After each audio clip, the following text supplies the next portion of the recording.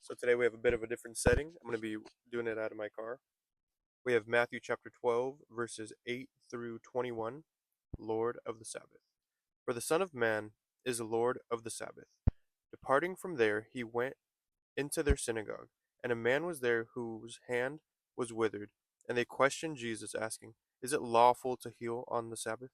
So that they might bring charges against him. But he said to them, "What man is there among you who has a sheep? And if it falls into a pit on the Sabbath, will he not take hold of it and lift it out? How much more valuable then is a person than a sheep? So then, it is lawful to do good on the Sabbath." Then he said to the man, "Stretch out your hand." He stretched it out, and it was restored to normal like the other. But the Pharisees went out and conspired against him as to how they might destroy him. But Jesus, aware of this, withdrew from there. Many followed him, and he healed them all, and warned them not to tell who he was. This happened so that what was spoken through Isaiah the prophet would be fulfilled. "Behold, my servant whom I have chosen, my beloved, in whom my soul delights. I will put my spirit upon him, and he will proclaim justice to the Gentiles. He will not quarrel nor cry out, nor will anyone hear his voice in the streets.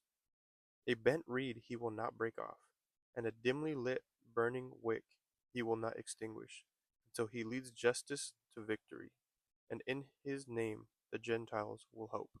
So in the first verse, you can tie into the last video on verses 1 through 7. Jesus claims to be the Lord of the Sabbath. This is because he offers us rest in him. Jesus then entered the synagogue of the Pharisees. A man with a withered hand was in there, and the Pharisees questioned Jesus, looking to see if they can get him to say something in which they could have charges against him. They asked, "Is it lawful to heal on the Sabbath?" Jesus, knowing their intent, replies with an analogy that they would understand, saying, "Who here has a sheep, and if they were to fall into a pit on the Sabbath, wouldn't help it out?"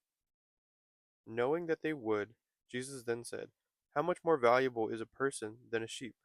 Then he asked, "Is it lawful to do good on the Sabbath?" Then he healed the man, and the Pharisees went out to conspire against him.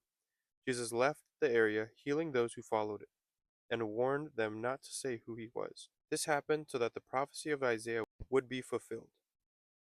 I would like to bring to your attention verse 20. A bent reed he will not break off, and a dimly lit burning wick he will not extinguish, until he leads justice to victory. Jesus will not put out a low burning flame. If your fire for Jesus is barely there, call out to him, find rest in him, ask him to strengthen you, and release your burdens to him.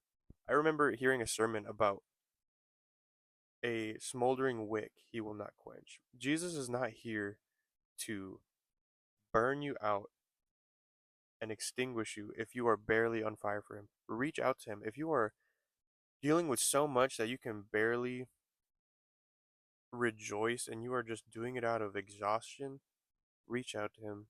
Jesus loves you. He wants to help you. He will meet you where you are. Hope you learned something today.